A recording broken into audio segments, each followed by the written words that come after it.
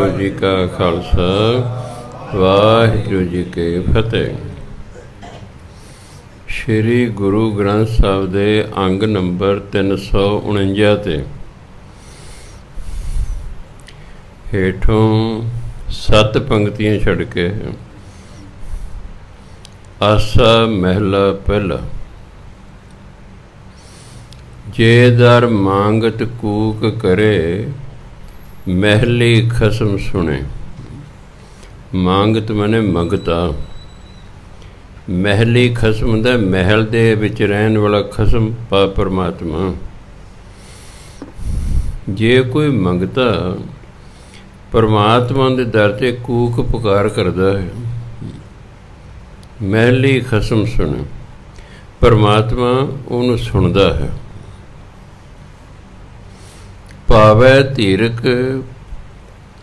भावें धीरक भावें धक्के एक वडाई दे। ओदी मर्जी है वो मंगते नूं धीरज देवे, ओदी मर्जी है धक्के मार के कढ़ दे। ये ओदी वडियाई है। बंदा बड़ा हैरान हुंदा है।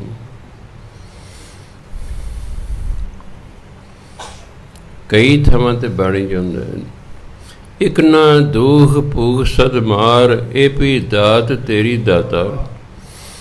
कईयां नूं हमेशा ही भुख दुख की मार पैंदी, पर दाता ये भी तेरी दात है।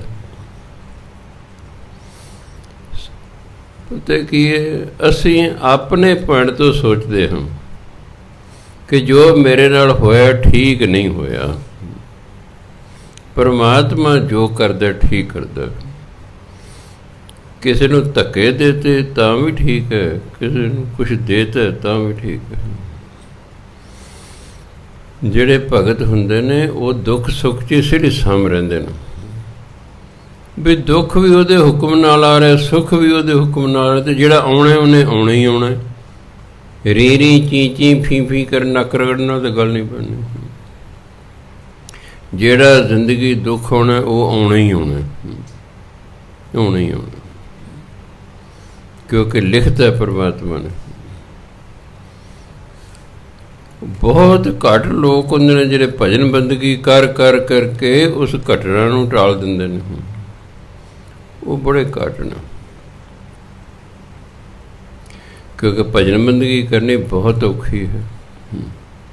जो एक मुंडा आ गया, मेरा वीज़ा नहीं लगे, मैं पाठ किया सी, चुप, मैं पाठ करना नहीं, वीज़े भाल दे। मैं जा भजा, पाठ कर, अगली बारी तेरा वीज़ा आएगा। अद्धा घंटा कर लिया कर, क्यों मैं तो लत्तां बांह टुटियां, घंटे क्यों नहीं कर सकता भाई? पाठ करना किन्ना औखा। वीज़ा मेरा लग जाए, कनेडा में चला जावां, पाठ कोई होर करे। जिन्ना गुड़ पाओगे उन्ना ही मिठा हुंदा। ये बंदा जिहड़ा गुड़ पाउंदा नहीं, मिठा भालदा। सो ये परमात्मा की मर्जी है कि वह मंगते नूं धीरज देवे, पर कोई नहीं पाई ठहर जा, मैं तेनों पाउणा कुछ। मर्जी वो धक्के देवे, ये उसदी वडियाई है। जाणो जोत न पूछो जाति, आगे जात न है। ये जिहड़ा जात शब्द है ये फारसी का है, ये हिंदी पंजाबी का नहीं है। पर हिंदी पंजाबी च प्रचलित बहुत है फारसी का शब्द। तो फारसी जजे के पैर च बिंदी नाल जात। जानो जोत न पूछो जाति, आगे जात न है। हे इंसान, हर इंसान च परमात्मा की जोत है, इस गल नूं समझो। उसकी जात ना पुछो, क्योंकि अगे जात की कोई कीमत नहीं है। वो तेरी किसे पुछना है पंडित सी जां हरिजन सी है, उत्ते तो कर्म देख रहे हैं। परमात्मा ने जात पात नहीं बनाई, उन्हें सिर्फ इंसान बनाए सन। ये जिहड़ा मनुख है, जिन्हां दे कोल राज भाग हुंदा है, चौधर हुंदी है, वो अपनी फिर मर्जी करते हैं। भी चलो तू ब्राह्मण, चल तू खतरी, तू वैश्य, तू शूद्र है। ਆਪੇ ਹੀ ਬਣਾ ਕੇ ਆਪੇ ਹੀ ਫਿਰ ਕਿਸੇ ਦਾ ਸਤਿਕਾਰ ਕਰਨਾ, ਕਿਸੇ ਨੂੰ ਦੁਰਕਾਰਨਾ ਹੈ। ਪਰਮਾਤਮਾ ਨੇ ਜ਼ਾਤਾਂ ਪਤਾ ਨਹੀਂ ਬਣਾਈਆਂ, ਇਸ ਲਈ ਕਹਿੰਦੇ ਅਗਲੇ ਦੀ ਜ਼ਾਤ ਪਾਤ ਨਾ ਪੁੱਛੋ, ਉਹਦੇ ਜੋ ਜੋਤੀ ਪਰਮਾਤਮਾ ਜੋਤ ਜਗ ਰਹੀ ਹੈ ਉਹਦਾ ਖਿਆਲ ਰੱਖੋ, ਉਹਨੂੰ ਜਾਣੋ। ਆਗੇ ਜ਼ਾਤ ਨਾ ਹੈ, ਅੱਗੇ ਕੋਈ ਜ਼ਾਤ ਪਾਤ ਨਹੀਂ ਹੁੰਦੀ। ਰਹਾਓ ਆਪ ਕਰਾਏ ਆਪ ਕਰੇ, ਆਪ ਹੁਲਾਮੇ ਚਿਤ ਤਰੇ। ਪਰਮਾਤਮਾ ਆਪ ਹੀ ਜੀਵ ਤੋਂ ਕਰਮ ਕਰਾਉਂਦਾ ਹੈ, ਆਪ ਹੀ ਕਰਦਾ ਹੈ, ਜੀਵ ਦੇ ਵਿੱਚ ਬੈਠਾ ਆਪ ਹੀ ਕਰ ਰਿਹਾ ਹੈ। ਦੇਖਣ ਨੂੰ ਅਸੀਂ ਕਰ ਰਹੇ ਹਾਂ, ਸਾਡੇ ਵਿੱਚ ਬੈਠਾ ਉਹੀ ਕਰ ਰਿਹਾ ਹੈ। ਆਪ ਹੁਲਾਮੇ ਚਿਤ ਤਰੇ। ਅਤੇ ਜੇ ਕੋਈ ਉਲਾਮਾ ਦਿੰਦਾ ਪਰਮਾਤਮਾ ਨੂੰ ਤਾਂ ਵੀ ਉਹ ਮਨ 'ਚ ਰੱਖਦਾ ਹੈ, ਇਹਨੇ ਮੈਨੂੰ ਉਲਾਮਾ ਦਿੱਤਾ ਹੈ, ਉਹ 'ਤੇ ਵਿਚਾਰ ਕਰਦਾ। ਜਾਂ ਤੂੰ ਕਰਨਹਾਰ ਕਰਤਾਰ, ਹੇ ਪਰਮਾਤਮਾ ਜਦ ਤੂੰ ਸਭ ਕੁਛ ਕਰਨ ਵਾਲਾ ਹੈ, ਤੂੰ ਕਰਤਾਰ ਹੈ, ਤੂੰ ਕਰਤਾ ਹੈ, ਕਿਆ ਮੁਹਤਾਜੀ ਕਿਆ ਸੰਸਾਰ। ਫਿਰ ਮੈਨੂੰ ਕਿਸੇ ਦੀ ਮੁਹਤਾਜੀ ਦੀ ਕੋਈ ਪਰਵਾਹ ਨਹੀਂ, ਮੈਨੂੰ ਇਸ ਸੰਸਾਰ ਦੀ ਕੋਈ ਪਰਵਾਹ ਨਹੀਂ, ਕਿਉਂਕਿ ਮੈਨੂੰ ਗਿਆਨ ਹੋ ਗਿਆ ਕਿ ਤੂੰ ਹੀ ਕਰਨ ਵਾਲਾ ਹੈ, ਤੂੰ ਹੀ ਕਰਨ ਵਾਲਾ ਹੈ, ਤੂੰ ਹੀ ਕਰਾਉਣ ਵਾਲਾ ਹੈ। ਜਦੋਂ ਗਿਆਨ ਹੋ ਜਾਏ ਫਿਰ ਕਿਹਦੀ ਕੀ ਪਰਵਾਹ ਹੈ। ਔਰ ਜੋ ਕਰਨਾ ਉਹ ਤਾਂ ਪਰਮਾਤਮਾ ਨੇ ਕਰਨੀ, ਇਹਨੇ ਕੀ ਕਰ ਲੈਣਾ। ਮੰਨ ਲਓ ਮੈਂ ਗੋਲੀ ਨਾਲ ਨਹੀਂ ਮਰਨਾ ਅਤੇ ਸਾਹਮਣੇ ਦੁਸ਼ਮਣ ਨੇ ਗੋਲੀ ਮਾਰਦਾ ਹੈ ਮੈਨੂੰ, ਉਹ ਇੱਧਰੋਂ ਉੱਧਰ ਲੰਘ ਜਾਏਗੀ। ਮਸੰਦ ਨੇ, ਧੀਰ ਮਲ ਦਾ ਮਸੰਦ ਹੈ, ਜਿੱਥੇ 22 ਬੈਠੇ ਗੁਰੂ ਬਣੇ। ਜਦੋਂ ਗੁਰੂ ਤੇਗ ਬਹਾਦਰ ਮਹਾਰਾਜ ਪ੍ਰਗਟ ਹੋ ਗਏ, ਧੀਰ ਮਲ ਦੇ ਮਸੰਦ ਮਸੀਹ ਨੇ, ਸ਼ੀਹਾਂ ਮਸੰਦ ਨੇ, ਗੁਰੂ ਤੇਗ ਬਹਾਦਰ ਮਹਾਰਾਜ 'ਤੇ ਗੋਲੀ ਚਲਾਤੀ, ਪਰ ਉਹਨਾਂ ਨੂੰ ਵੱਜੀ ਨਹੀਂ, ਕੋਲੋਂ ਲੰਘ ਗਏ। ਵਾਜਦੀ ਤਾਂ ਜੇ ਪਰਮਾਤਮਾ ਚਾਹੁੰਦਾ, ਪਰਮਾਤਮਾ ਨਹੀਂ ਸੀ ਚਾਹੁੰਦਾ, ਇਸ ਲਈ ਨਹੀਂ ਵੱਜੀ। ਉਹੀ ਹੋਣਾ ਜੋ ਉਹਨੇ ਕਰਨਾ। ਇਹ ਤਾਂ ਐਵੇਂ ਮਨੁੱਖ ਧਿਰ ਧਿਰ ਤੋਂ ਡਰਦਾ ਰਹਿੰਦਾ ਹੈ। ਤੁਹਾਡੇ ਘਰ ਚੋਰ ਉਦੋਂ ਹੀ ਆਉਣੇ ਜਦੋਂ ਪਰਮਾਤਮਾ ਨੇ ਭੇਜਣੇ ਨੇ, ਤੇ ਚੋਰ ਨਹੀਂ ਆਉਣਗੇ। ਤੁਹਾਡੇ ਬੂਹੇ ਕੋਲ ਲੱਗ ਜਾਣਗੇ, ਹੋਰ ਕਿਸੇ ਘਰ ਜਾ ਕੇ ਚੋਰੀ ਕਰਨਗੇ, ਤੁਹਾਡੇ ਨਹੀਂ ਕਰਨਗੇ। ਹੁਣ ਗਲੀ 'ਚ ਸਾਰੇ ਵੀਰ ਨੇ, ਇੱਕ ਘਰ 'ਚ ਆਉਂਦੇ, ਬਾਕੀ ਸਾਰੇ 10-12 ਘਰ ਛੱਡ ਦਿੰਦੇ ਨੇ। ਸੋਚਣ ਵਾਲੀ ਗੱਲ ਹੈ ਕਿ ਬਾਕੀ ਨੂੰ ਕਿਉਂ ਛੱਡਦਾ। ਹੁਕਮ ਹੀ ਨਹੀਂ ਸੀ ਉਹਨੂੰ ਜਿਹਦਾ ਹੁਕਮ ਸੀ ਉਹਦੇ ਅੰਦਰ ਖਿਆਲ ਆ ਗਿਆ, ਇਹਦੇ ਚਲੀਏ। ਪਰਮਾਤਮਾ ਦੇ ਹੁਕਮ ਤੋਂ ਬਿਨਾਂ ਕੁਛ ਨਹੀਂ ਹੁੰਦਾ ਹੈ, ਇਸ ਲਈ ਜ਼ਿੰਦਗੀ 'ਚ ਆਨੰਦ ਨਾ ਰਹੀਦਾ ਹੁੰਦਾ ਹੈ। ਜੇ ਦੁਰਘਟਨਾ ਹੋਣੀ ਜਿੰਨੇ ਮਰਜ਼ੀ ਜ਼ੋਰ ਲਾ ਲਓ, ਭਾਵੇਂ ਸਾਵਧਾਨ ਕਰ ਦਿਓ। ਮਿਸਿਸ ਨੇ ਮੈਨੂੰ ਸਾਵਧਾਨ ਕੀਤਾ ਕਿ ਤੁਸੀਂ ਤਿਲਕਣ ਤੋਂ ਬਚਣਾ ਹੈ। ਹਰਿਮੰਦਰ ਸਾਹਿਬ ਦੀ ਪਰਿਕਰਮਾ ਮੈਂ ਕਰ ਰਿਹਾ ਹਾਂ, ਜਿਹੜੇ ਮੈਟ ਟਾਟ ਵਿਛਰ ਉਹਦੇ 'ਤੇ ਤੁਰ ਰਿਹਾ ਹਾਂ, ਨਾਲ ਇਹ ਵੀ ਕਹਿ ਰਿਹਾ ਵੀ ਮਿਸਿਸ ਨੇ ਮੈਨੂੰ ਕਿਹਾ ਵੀ ਤਿਲਕਣ ਤੋਂ ਬਚਣਾ ਹੈ। ਜਦੋਂ ਆਇਆ ਮੋੜ, ਇੱਕ ਟਾੜ ਤੋਂ ਦੂਜੇ ਟਾੜ ਦਾ 1 ਫੁੱਟ ਦਾ ਫਰਕ ਸੀ। ਜਦੋਂ ਮੈਂ ਉੱਥੇ ਪੈਰ ਧਰਿਆ, ਤੜਾਮ ਕਰਕੇ ਮਗਰਲੇ ਪਾਸੇ ਨੂੰ ਡਿੱਗ ਪਿਆ।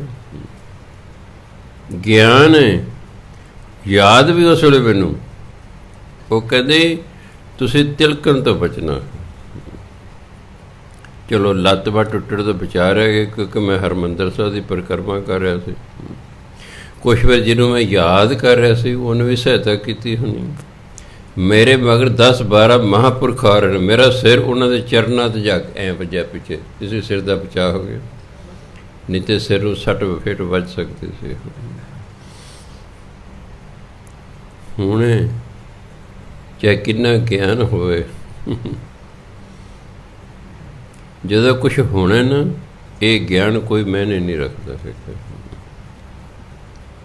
ਜੈਮਨੀ ਰਿਸ਼ੀ ਹੋਏ ਨੇ, 6 ਸ਼ਾਸਤਰ ਜਿਹੜੇ ਲਿਖੇ ਨੇ, ਇੱਕ ਸ਼ਾਸਤਰ ਜੈਮਨੀ ਰਿਸ਼ੀ ਨੇ ਲਿਖਿਆ ਹੈ।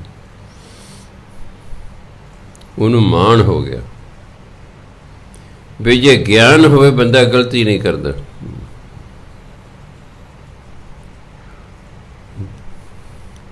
ਰਿਸ਼ੀ ਵੇਦ ਵਿਆਸ ਕਹਿੰਦੇ ਜੈਮਨੀ ਜੀ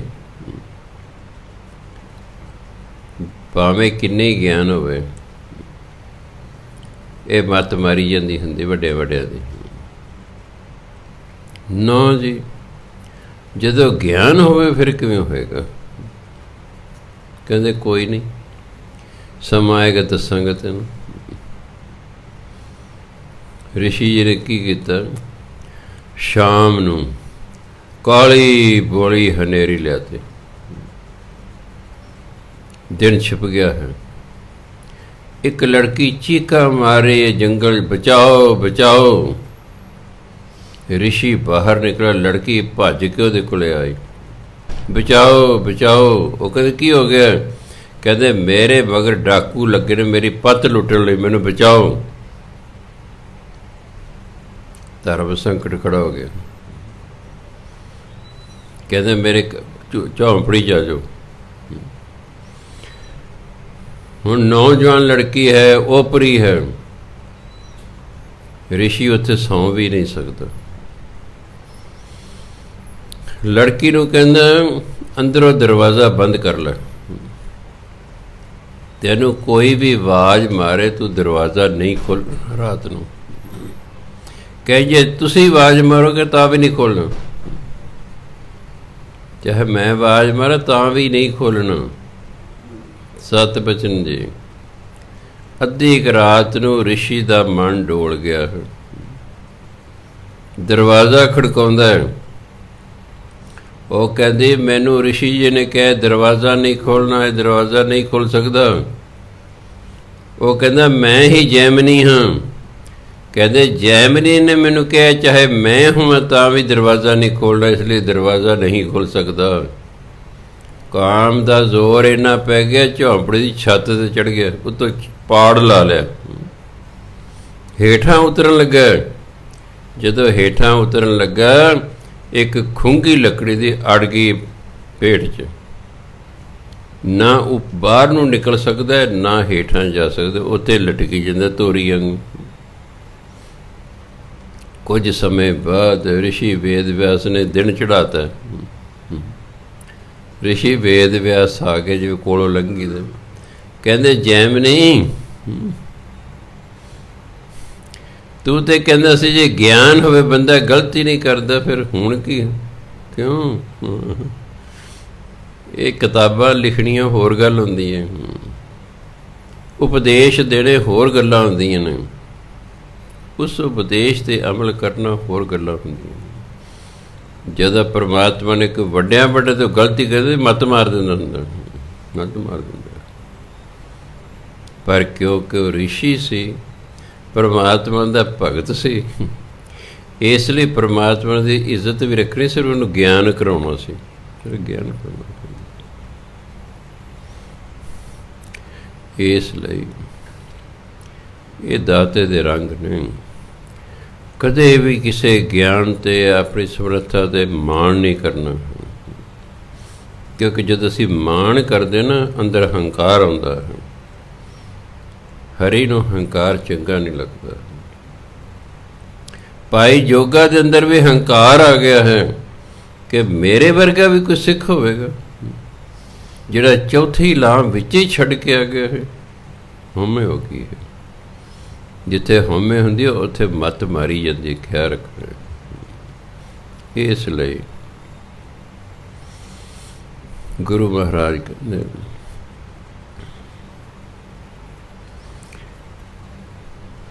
ਆਪ ਉਪਾਏ ਆਪੇ ਦੇ।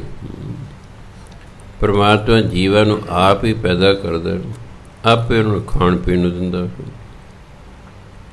ਹੁਣ ਜਿਵੇਂ ਤੁਸੀਂ ਬੱਚੇ ਪੈਦਾ ਕੀਤੇ ਨੇ, ਉਹਨਾਂ ਨੂੰ ਖਾਣ ਪੀਣ ਨੂੰ ਦੇਣਾ ਤੁਹਾਡਾ ਫਰਜ਼ ਬਣਦਾ। ਐਕਚੁਅਲੀ ਅਸੀਂ ਨਹੀਂ ਬੱਚਿਆਂ ਨੂੰ ਦਿੰਦੇ, ਪਰਮਾਤਮਾ ਸਾਡੇ ਰਾਹੀਂ ਬੱਚਿਆਂ ਨੂੰ ਦਿੰਦਾ। ਉਹ ਕਹਿੰਦੇ ਬੱਚੇ ਮੇਰੇ ਨੇ, ਤੁਹਾਡੇ ਰਾਹੀਂ ਮੈਂ ਇਸ ਸੰਸਾਰ 'ਤੇ ਭੇਜੇ ਨੇ। ਖਾਣ ਪੀਣ ਨੂੰ ਮੈਂ ਦੇਵਾਂਗਾ ਪਰ ਤੁਹਾਡੇ ਰਾਹੀਂ ਦੇਵਾਂਗਾ। ਤੇ ਸਾਨੂੰ ਲੱਗਦਾ ਅਸੀਂ ਆਪਣੇ ਬੱਚਿਆਂ ਨੂੰ ਪਾਲ ਰਹੇ ਹਾਂ। ਪਾਲ ਤੇ ਉਹੀ ਰਿਹਾ। ਜੇ ਸਾਡੇ ਵੱਸ 'ਚ ਹੋਵੇ ਅਸੀਂ ਤਾਂ ਫਿਰ ਹਰ ਇੱਕ ਨੂੰ ਜਿਹੜਾ ਹੈ ਪਤਾ ਨਹੀਂ ਕੀ ਕੁਛ ਦੇ ਦਈਏ। ਇਸ ਲਈ ਕਹਿੰਦੇ ਆਪ ਉਪਾਏ ਉਹਦਾ ਪੈਦਾ ਕਰਨਾ, ਆਪੇ ਦੇ, ਆਪੇ ਦੁਰਮਤ ਮਨਹਿ ਕਰੇ। ਮਨਹਿ ਹੁੰਦਾ ਮਨਾ ਕਰ ਦੇਣਾ, ਦੂਰ ਕਰ ਦੇਣਾ। ਆਪ ਹੀ ਇਨਸਾਨ 'ਚ ਭੈੜੀ ਮੱਤ ਨੂੰ ਖਤਮ ਕਰਦਾ ਹੈ। ਨਹੀਂ, ਮੈਂ ਦੇਖਿਆ ਸੀ ਫਾਰਸੀ ਦਾ ਸ਼ਬਦ ਨਹੀਂ ਹੈ, ਇਹ ਹਿੰਦੀ ਦਾ ਹੀ ਹੈ। ਕੱਲ੍ਹ ਹੀ ਮੈਂ ਡਿਕਸ਼ਨਰੀ ਸਪੈਸ਼ਲ ਵੇਖੀ ਇਸ ਗੱਲ ਲਈ ਕਿ ਕਿਤੇ ਮਨਾ ਨਾ ਹੋਵੇ। ਉੱਤੇ ਹਿੰਦੀ ਦਾ ਸ਼ਬਦ ਮਨਾ, ਵੀ ਮਨਾ ਕਰਨਾ, ਭਾਵ ਅੰਦਰੋਂ ਦੁਰਮਤ ਨੂੰ ਦੂਰ ਕਰਨਾ। ਗੁਰ ਪ੍ਰਸਾਦ ਵਸੈ ਮਨ ਆਏ। ਗੁਰੂ ਦੀ ਕਿਰਪਾ ਨਾਲ ਜਦੋਂ ਪਰਮਾਤਮਾ ਮਨ ਚ ਆ ਕੇ ਵਸ ਜਾਂਦਾ ਹੈ, ਦੁੱਖ ਹਨੇਰਾ ਵਿੱਚੋਂ ਜਾਏ। ਨੰਨੇ ਦੇ ਪੈਰ 'ਚ ਟੇਢੀ ਲਾਈਨ ਲੱਗੀ ਹੋਈ ਹੈ। ਇਹ ਅੱਧੇ ਹਾਹੇ ਦਾ ਕੰਮ ਕਰਦੀ ਹੈ। ਹਨੇਰਾ ਅੱਜ ਦੇ ਜਿਹੜੇ ਪੰਜਾਬੀ ਦੀਆਂ ਡਿਕਸ਼ਨਰੀਆਂ ਨੇ, ਇੰਗਲਿਸ਼ ਟੂ ਪੰਜਾਬੀ, ਉਹਦੇ 'ਚ ਇਹ ਹਲੰਤ ਦਾ ਕੰਮ ਕਰਦਾ ਹੈ, ਅੱਧੇ ਅੱਖਰ ਦਾ ਕੰਮ ਕਰਦਾ ਹੈ। ਇੱਥੇ ਅੱਧੇ ਹਾਹੇ ਦਾ ਕੰਮ ਕਰ ਰਿਹਾ ਹੈ। ਉੱਥੇ ਜੇ ਲੱਗਾ ਹੈਗਾ ਕਿਸੇ ਅੱਖਰ ਦੇ ਹੇਠਾਂ, ਉਹਦੀ ਆਵਾਜ਼ ਅੱਧੀ ਹੋ ਜਾਂਦੀ ਹੈ। ਉਹਨੂੰ ਸੰਸਕ੍ਰਿਤ ਕਹਿੰਦੇ ਹਲੰਤ। ਜਿਵੇਂ ਸਵਾਗਤਮ ਹਿੰਦੀ ਦਾ ਸ਼ਬਦ ਹੈ, ਮੰਮਾ ਪੂਰਾ ਨਹੀਂ ਹੈ, ਅਖੀਰ ਤੇ ਅੱਧਾ ਮੰਮਾ ਨਹੀਂ ਪੈ ਸਕਦਾ ਹਿੰਦੀ ਦੇ ਨਿਯਮ ਅਨੁਸਾਰ। ਇਸ ਲਈ ਹਿੰਦੀ ਦੇ ਵਿੱਚ ਉਹ ਮੰਮੇ ਦੇ ਹੇਠਾਂ ਐ ਟੇਢੀ ਲਾਈਨ ਹਲੰਤ ਲੱਗਾ ਤੇ ਮੰਮਾ ਅੱਧਾ ਬੋਲਣਾ। ਸਵਾਗਤਮ ਪੂਰਾ ਨਹੀਂ ਬੋਲਣਾ, ਸਵਾਗਤਮ ਮੰਮੇ ਦੀ ਅੱਧੀ ਆਵਾਜ਼ ਆਵੇ। ਇੱਥੇ ਜਿਹੜੇ ਗੁਰਬਾਣੀ ਦੇ ਵਿੱਚ ਇਹ ਹਲੰਤ ਹੈ, ਇਹ ਅੱਧੇ ਹਾਹੇ ਦਾ ਕੰਮ ਕਰਦਾ ਹੈ, ਜਿਹਨੂੰ ਆਪਾਂ ਕਹਿੰਦੇ ਹਨੇਰਾ। ਦੁੱਖ ਹਨੇਰਾ ਵਿੱਚੋਂ ਜਾਏ। ਜਦੋਂ ਗੁਰੂ ਦੀ ਕਿਰਪਾ ਨਾਲ ਪਰਮਾਤਮਾ ਅੰਦਰ ਆ ਕੇ ਵਸ ਜਾਂਦਾ, ਅੰਦਰੋਂ ਅਗਿਆਨਤਾ ਦਾ ਹਨੇਰਾ, ਉਸ ਅਗਿਆਨਤਾ ਦੇ ਹਨੇਰੇ ਕਾਰਨ ਜਿਹੜਾ ਦੁੱਖ ਹੈ ਉਹ ਖਤਮ ਹੋ ਜਾਂਦਾ।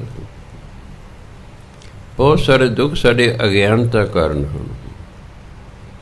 ਅਸੀਂ ਅਗਿਆਨੀ ਹਾਂ, ਪੁੱਠੇ ਪੱਠੇ ਕੰਮ ਕਰਦੇ ਰਹਿਣਾ, ਫਿਰ ਦੁੱਖ ਸੇੜਦੇ ਰਹਿਣੇ। ਗਿਆਨਵਾਨ ਤੇ ਸਹੀ ਕਰਮ ਕਰਦਾ ਹੈ।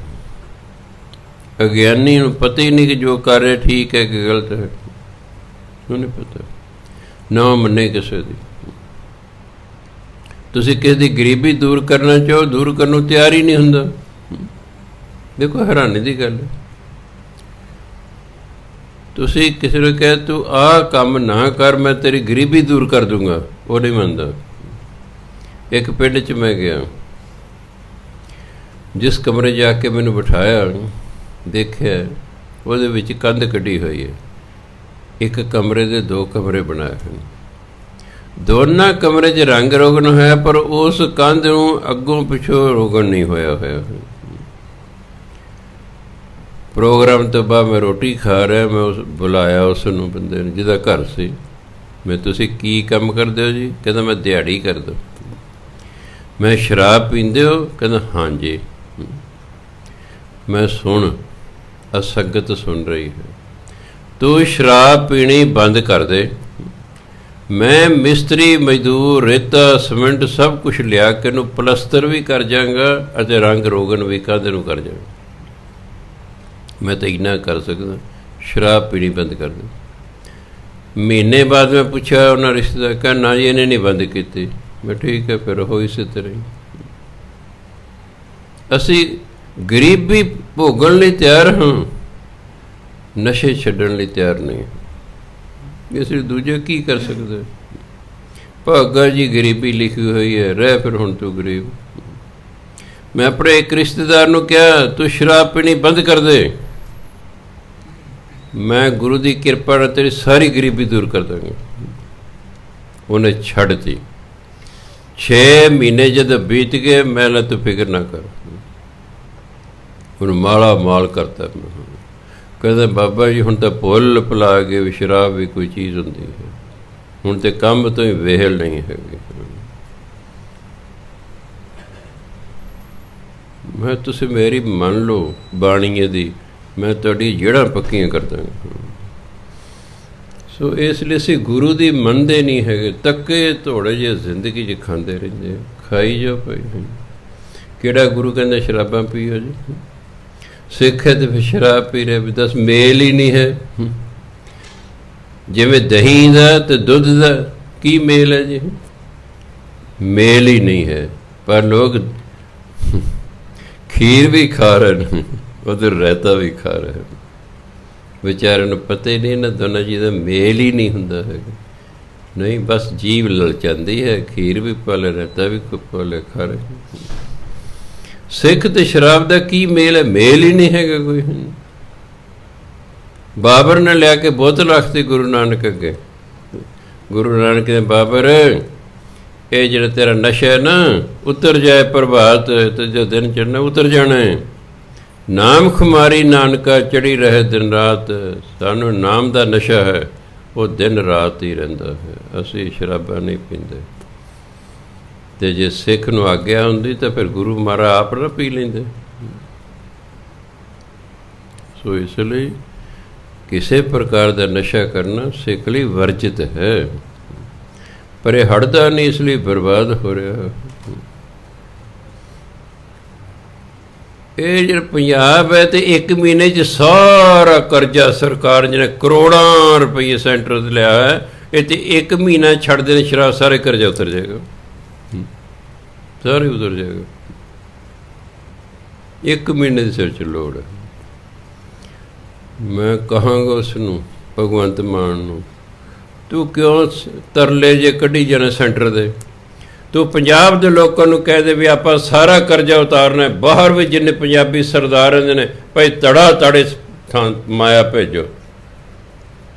ਅਗਰ ਉਹ ਲੋਕ ਕਰੋੜਾਂ ਰੁਪਏ ਭੇਜ ਕੇ ਕਿਸਾਨਾਂ ਨੂੰ 1 ਸਾਲ ਤੱਕ ਖਵਾ ਪਿਆ ਸਕਦੇ ਨੇ, ਉਹ ਕਿਉਂ ਨਾ ਕਰ ਸਕਦੇ? ਕਰ ਦੇਣਗੇ।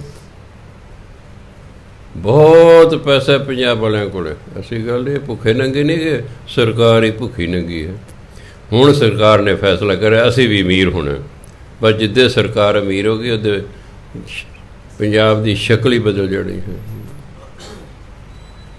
ਪੰਜਾਬ ਦੇ ਲੋਕ ਅਮੀਰ ਨੇ, ਪੰਜਾਬ ਦੀ ਸਰਕਾਰ ਗਰੀਬ ਹੈ। ਪੰਜਾਬ ਗਰੀਬ ਨਹੀਂ ਹੈ, ਸਰਕਾਰ ਗਰੀਬ ਹੈ। ਕਿਉਂ? ਆਪਣੇ ਢਿੱਡ ਭਰ ਲਏ, ਸਰਕਾਰ ਦਾ ਖਜ਼ਾਨਾ ਖਾਲੀ ਦਾ ਖਾਲੀ ਹੈ। ਆਪ ਅਮੀਰ ਨੇ, ਸਰਕਾਰ ਚਲਾਉਣ ਵਾਲੇ ਲੋਕ ਆਪ ਅਮੀਰ ਨੇ, ਕਰੋੜਾਂਪਤੀ ਨੇ, ਪਰ ਸਰਕਾਰੀ ਖਜ਼ਾਨਾ ਖਾਲੀ ਹੈ। ਲੋਕ ਵੀ ਅਮੀਰ ਨੇ, ਹੈਰਾਨੀ ਦੀ ਗੱਲ ਹੈ, ਸਰਕਾਰੀ ਖਜ਼ਾਨਾ ਖਾਲੀ ਹੈ। ਅਤੇ ਜੇ ਕਿਤੇ ਨਾ ਭਰ ਲਿਆ ਨਾ, ਦੇਖੋ 1 ਜੁਲਾਈ ਤੋਂ 300 ਯੂਨਿਟ ਬਿਜਲੀ ਮਾਫ ਕਰਤੀ ਅਗਲੇ ਨੇ। ਕਰੋੜਾਂ ਰੁਪਏ ਦੀ ਬਿਜਲੀ ਮਾਫ ਹੋ ਗਈ ਹੈ। ਅਜੇ ਪਤਾ ਨਹੀਂ ਕੀ ਕੁਛ ਹੋਣਾ, ਦਾਤਾ ਭਲੀ ਕਰੇ। ਸੋ ਇਸ ਲਈ ਅਸੀਂ ਆਪ ਹੀ ਗਰੀਬੀ ਵੱਲ ਨੂੰ ਵੱਧ ਰਹੇ ਹਾਂ। ਕੋਈ ਕੀ ਕਰ ਸਕਦਾ ਹੈ? ਕੋਈ ਤਾਂ ਸਾਨੂੰ ਦੂਜਾ ਤੇ ਗਾਈਡ ਹੀ ਕਰ ਸਕਦਾ ਕਿ ਆ ਮੈਂ ਤੈਨੂੰ ਗਰੀਬੀ 'ਚੋਂ ਕੱਢਾਂ, ਤੂੰ ਮੇਰੀ ਗੱਲ ਮੰਨ ਲੈ। ਨਹੀਂ ਮੰਨਦੇ। ਮੈਂ ਬਥੇਰਾ ਜ਼ਿੰਦਗੀ ਜ਼ੋਰ ਲਾ ਲਾ ਕੇ ਵੇਖ ਲਿਆ, ਨਹੀਂ ਲੋਕ ਮੰਨਦੇ। ਗਰੀਬੀ ਹੀ ਭਾਗਾਂ 'ਚ ਲਿਖੀ ਹੋਈ ਹੈ। ਸੋ ਗੁਰੂ ਮਹਾਰਾਜ ਕਹਿੰਦੇ ਆਪੇ ਦੁਰਮਤ ਮਨਾ ਕਰੇ, ਸਾਚ ਪਿਆਰਾ ਆਪ ਕਰੇ। ਅੱਗੇ ਐਸੇ ਗੁਰ ਪ੍ਰਸਾਦ ਵਸੈ ਮਨ ਆਏ, ਦੁੱਖ ਹਨੇਰਾ ਵਿੱਚ। ਜਦੋਂ ਗੁਰੂ ਦੀ ਕਿਰਪਾ ਨਾਲ ਪਰਮਾਤਮਾ ਜਾਂ ਪਰਮਾਤਮਾ ਦਾ ਨਾਮ ਹਿਰਦੇ 'ਚ ਵਸ ਜਾਂਦਾ ਨਾ, ਅਗਿਆਨਤਾ ਦਾ ਹਨੇਰਾ, ਉਸ ਅਗਿਆਨਤਾ ਦੇ ਕਾਰਨ ਜਿਹੜਾ ਦੁੱਖ ਹੈ ਉਹ ਦੂਰ ਹੋ ਜਾਂਦਾ। ਜਦੋਂ ਗਿਆਨ ਹੋ ਜਾਏਗਾ ਤੁਸੀਂ ਆਪੇ ਹੀ ਪੀਣੋਂ ਹਟ ਜਾਓਗੇ। ਜਿੰਨਾ ਚਿਰ ਗਿਆਨ ਨਹੀਂ ਸੀ ਪੀ ਵੀ ਗਏ ਤੁਸੀਂ, ਜਦੋਂ ਗਿਆਨ ਹੋ ਗਿਆ ਛੱਡਤੀ। ਔਖਾ ਕੁਛ ਨਹੀਂ ਹੁੰਦਾ। ਮਨੁੱਖ ਵਿਲ ਪਾਵਰ ਨਹੀਂ ਆਪਣੀ ਤਿਆਰ ਕਰਦਾ। ਸਭ ਕੁਝ ਛੱਡਿਆ ਜਾ ਸਕਦਾ ਜੇ ਬੰਦਾ ਤਹਈਆ ਕਰ ਲੈ ਛੱਡਣ ਦਾ। ਇਹ ਕਰਦਾ ਹੀ ਨਹੀਂ ਹੈਗਾ। ਇੱਕ ਮੇਰੇ ਕੋਲ ਮੇਰੀ ਸ਼ਰਾਬ ਛੁਡਾ ਦਿਓ। ਕਿਉਂ? ਮੈਂ ਸ਼ਰਾਬ ਨੇ ਤੈਨੂੰ ਫੜਿਆ ਹੋਇਆ। ਤੂੰ ਸ਼ਰਾਬ ਨੂੰ ਫੜਿਆ ਹੋਇਆ, ਛੱਡ ਦੇ। ਜੇ ਤਾਂ ਸ਼ਰਾਬ ਨੇ ਕਾਕਾ ਤੈਨੂੰ ਫੜਿਆ ਹੋਵੇ ਫਿਰ ਤਾਂ ਮੈਂ ਸ਼ਰਾਬ ਨੂੰ ਕਹਿ ਸਕਦਾ ਭਾਈ ਛੱਡ ਦੇ ਇਹਨੂੰ, ਤੂੰ ਤੇ ਆਪ ਫੜਿਆ ਹੋਇਆ। ਮੈਂ ਤੇਰੇ ਤਾਂ ਉਹ ਹਾਲ ਹੈ, ਇੱਕ ਨੇ ਥੰਮਲਾ ਫੜਿਆ ਸੀ, ਜੱਫਾ ਮਾਰਿਆ, ਛਡਾਓ ਛਡਾਓ। ਇੱਕ ਹੈ ਕੀ ਹੋ ਗਿਆ? ਕਹਿੰਦਾ ਮੈਨੂੰ ਥੰਮਲੇ ਨੇ ਫੜ ਲਿਆ। ਕਹਿੰਦਾ ਤੈਨੂੰ ਥੰਮਲੇ ਨਹੀਂ ਫੜਿਆ, ਤੂੰ ਥੰਮਲੇ ਨੂੰ ਫੜਿਆ, ਛੱਡ ਦੇ। ਅਸੀਂ ਫੜਿਆ ਹੋਇਆ ਹੈ, ਕਿਸੇ ਨੇ ਸਾਨੂੰ ਨਹੀਂ ਫੜਿਆ, ਆਪੇ ਫਾਥੜੀਏ ਤੈਨੂੰ ਕੌਣ ਛਡਾਏ। ਅੱਗੇ ਕਹਿੰਦੇ ਸਾਚ ਪਿਆਰਾ ਆਪ ਕਰੇ।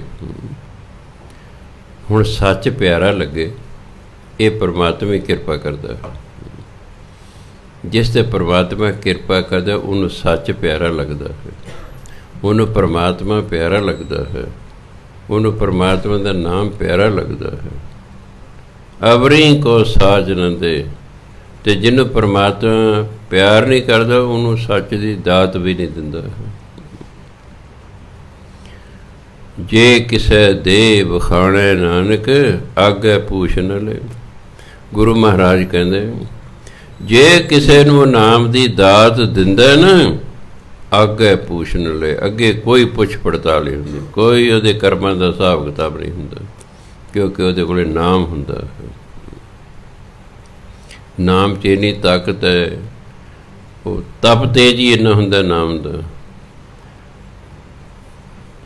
ਜਮਦੂਤ ਜਿਹੜੇ ਦੌੜ ਜਾਂਦੇ ਨੇ ਨਾਮ ਜਪਣ ਵਾਲੇ, ਜਮਦੂਤ ਨੇੜੇ ਹੀ ਨਹੀਂ ਆਉਂਦੇ। ਜਲੰਧਰ ਦੇ ਇੱਕ ਭਾਈ 226 ਵਾਲੇ ਦਾ ਰਿਸ਼ਤੇਦਾਰ, ਉਹਨੇ ਸੁਣਾਇਆ ਉਹ ਮਰ ਕੇ ਜਿਉਂਦਾ ਹੋ ਗਿਆ। ਉਹ ਬਹੁਤ ਨਾਮ ਜਪਿਆ ਕਰਦਾ ਸੀ, ਉੱਤੋਂ ਭੇਜਣ ਵਾਲਿਆਂ ਨੂੰ ਕਿਤੇ ਗਲਤੀ ਲੱਗ ਗਈ ਵੀ ਫਲਾਣੇ ਨੂੰ ਲੈ ਕੇ ਆਓ, ਲਿਜਾਣਾ ਸੀ ਹੋਰ ਕਿਸੇ ਨੂੰ, ਕਹਿੰਦਾ ਮੈਨੂੰ ਲੈ ਗਏ।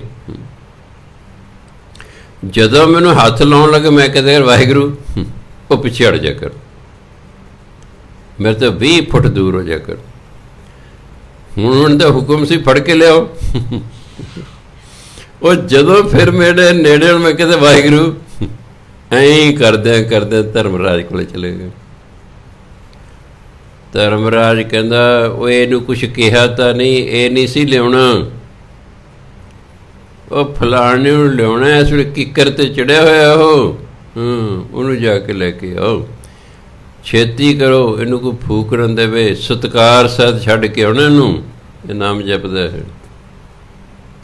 ਕਹਿੰਦਾ ਮੈਨੂੰ ਵਾਪਸ ਲੈ। ਲੱਕੜਾਂ ਬਿਲਕੁਲ ਤਿਆਰ ਸਨ, ਮੈਨੂੰ ਵਾਪਸ ਲੈ। ਮੈਨੂੰ ਕਹਿੰਦਾ ਸਰੀਰ 'ਚ ਵੜ ਜਾ, ਮੈਂ ਕਿਹਾ ਮੈਂ ਨਹੀਂ ਵੜਦਾ, ਮੈਨੂੰ ਕੱਢਿਆ ਕਿਉਂ? ਉਹ ਮੈਨੂੰ ਹੱਥ ਪਾਉਣ ਲੱਗ, ਮੈਂ ਕਹਿੰਦਾ ਵਾਹਿਗੁਰੂ, ਉਹ ਪਿੱਛੇ ਹੋ ਜਾ ਕਰ। ਫਿਰ ਮੈਨੂੰ ਕਹਿਣ ਸਰੀਰ 'ਚ ਵੜ ਜਾ, ਮੈਂ ਕਿਹਾ ਮੈਂ ਨਹੀਂ ਵੜਦਾ, ਮੈਨੂੰ ਕੱਢਿਆ ਕਿਉਂ? ਜਦੋਂ ਮੈਨੂੰ ਹੱਥ ਲਾਉਣ ਲੱਗਣ ਮੈਂ ਕਹਿੰਦਾ ਵਾਹਿਗੁਰੂ, ਪਿੱਛੇ ਹਟ ਜਾਣ। 10 ਮਿੰਟ ਇਹੀ ਤਮਾਸ਼ਾ ਹੁੰਦਾ, 10 ਮਿੰਟਾਂ ਬਾਅਦ ਹੱਥ ਜੋੜ ਕੇ ਖੜ ਕੇ ਮੇਰੇ ਕੇ, ਉਹ ਬਾਬਾ ਤੂੰ ਵਿੱਚ ਵੜ ਜਾ ਆਪਣੇ ਸਰੀਰ ਦੇ, ਅਸੀਂ ਜਾਣਾ, ਸਾਡਾ ਟਾਈਮ ਹੋ ਗਿਆ। ਅਤੇ ਕਹਿੰਦੇ ਮੈਂ ਸਰੀਰ 'ਚ ਵੜ ਗਿਆ ਅਤੇ ਜਿਉਂਦਾ ਹੋ ਗਿਆ। ਇਹ ਹੈ ਨਾਮ ਦੀ ਤਾਕਤ, ਨਾਮ ਦੀ ਇੰਨੀ ਤਾਕਤ ਹੈ। ਪ੍ਰਤਾਪ ਤੁਮਾਰਾ ਦੇਖ ਕੇ ਜਮਦੂਤ ਭਗ ਜਾਏ। ਸੋ ਸਮਝ ਨਹੀਂ ਆਉਂਦੀ ਬੰਦੇ ਨੂੰ, ਨਾਮ ਜਪਦਾ ਨਹੀਂ ਹੈ। ਘੰਟਾ ਬਾਣੀ ਪੜ੍ਹਨ ਨੂੰ ਕਹਿ ਦਿਓ, ਨਾ ਜੀ ਕੰਮ ਮੇਰਾ ਹੋ ਜੇ, ਬਾਣੀ ਬੇਬੇ ਪੜ੍ਹੇ। ਮਾਂ ਵਿਚਾਰੀ ਆਪ ਹੀ, ਮੈਂ ਪੜ੍ਹ ਲਵਾਂ, ਫਿਰ ਮੈਨੂੰ ਗੁੱਸਾ ਚੜ੍ਹਦਾ, ਮੈਂ ਕਿਹਾ ਇਹਦੀਆਂ ਲੱਤਾਂ ਬੜ ਟੁੱਟੀਆਂ, ਇਹ ਨਹੀਂ ਪੜ੍ਹ ਸਕਦਾ। ਜਾ ਕਹੇ ਵੀ ਨਹੀਂ ਮੈਨੂੰ ਪੜ੍ਹਨਾ ਆਉਂਦਾ, ਮੈਂ 2 ਤੇ ਲੈਣਾ ਨੇ, ਪੜ੍ਹਨਾ ਆਉਂਦਾ। ਅਸੀਂ ਆਪਣਾ ਕਾਰਜ ਆਪ ਹੀ ਸਵਾਰਨ ਲਈ ਤਿਆਰ ਨਹੀਂ ਹੈਗੇ। ਹਰ ਕਾਲ ਤਾਂ ਆਪਣਾ ਹੱਥੀਂ ਆਪਣਾ ਆਪੇ ਹੀ ਕਾਜ ਸਵਾਰੀ। ਨਹੀਂ, ਅਸੀਂ ਕਹਿੰਦੇ ਕੋਈ ਸਾਡਾ ਕਾਰਜ ਸਵਾਰ ਦੇਵੇ।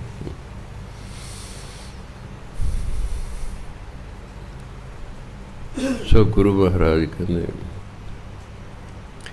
ਜਦੋਂ ਕਿਸੇ ਨੂੰ ਦਾਤ ਦੇ ਦੇ ਨਾਮ ਦੀ ਪਰਮਾਤਮਾ, ਫਿਰ ਅੱਗੇ ਕੋਈ ਪੁੱਛ ਪੜਤਾਲ ਨਹੀਂ ਉਹਦੀ ਹੁੰਦੀ। ਆਸਾ ਮਹਿਲਾ ਪਹਿਲਾ।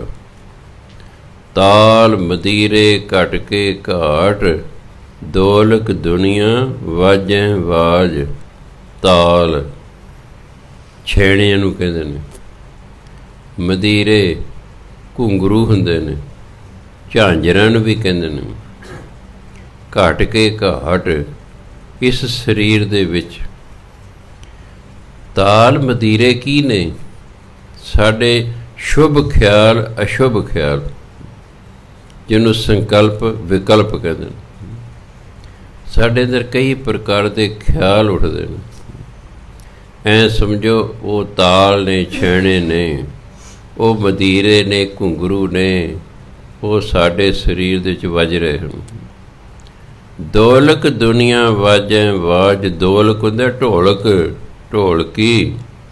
ਇਹ ਸੰਸਾਰ ਢੋਲਕੀ ਦੀ ਨਿਆਈ ਹੈ, ਅਤੇ ਸਾਡੇ ਅੰਦਰ ਕਹਿੰਦੇ ਇਹ ਵਾਜੇ ਵੱਜ ਰਹੇ ਹਨ।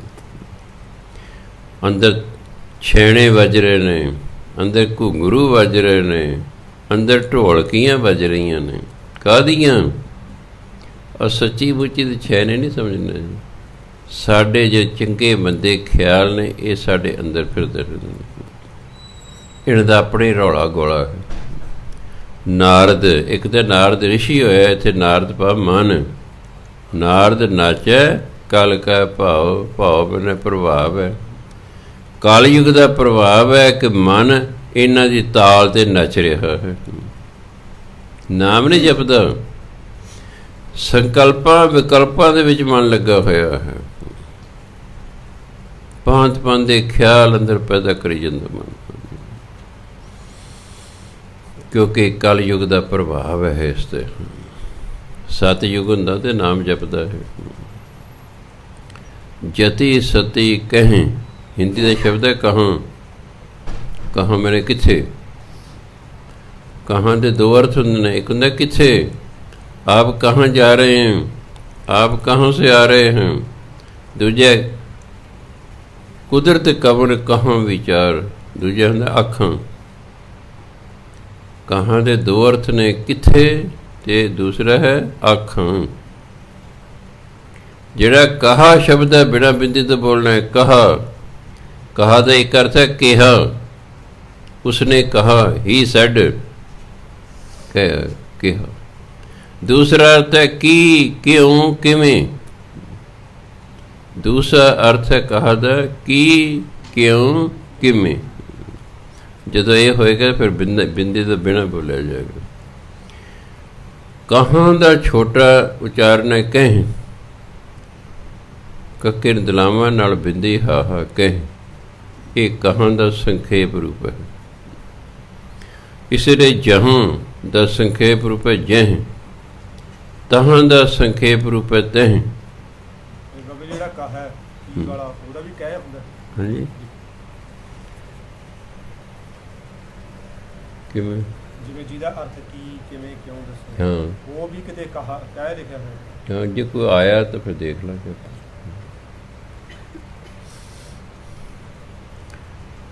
ਸੋ ਗੁਰੂ ਮਹਾਰਾਜ ਕਹਿੰਦੇ